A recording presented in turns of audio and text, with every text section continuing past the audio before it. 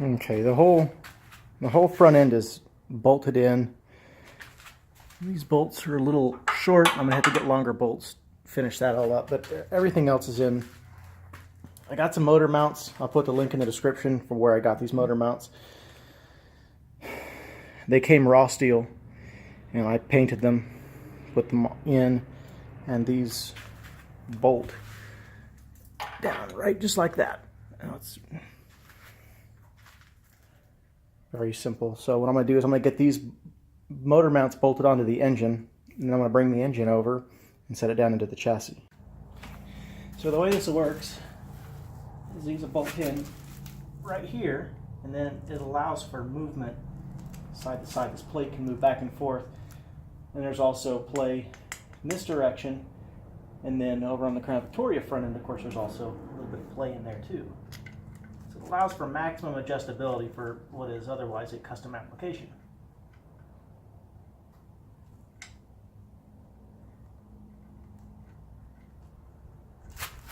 As we've already seen in the transmission cross member with the other parts, the engine is actually offset to the passenger side.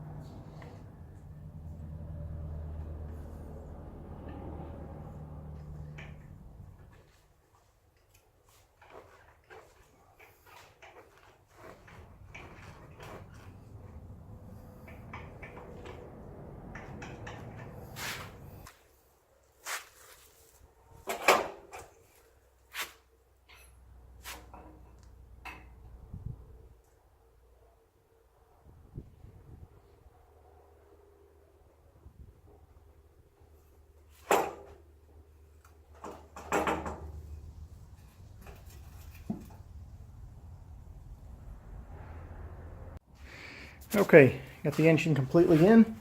Transmission's bolted in. Motor mounts are bolted in. These tunnels right here, these towers are hollow underneath, so you can get up under there. And there's a bolt right inside there.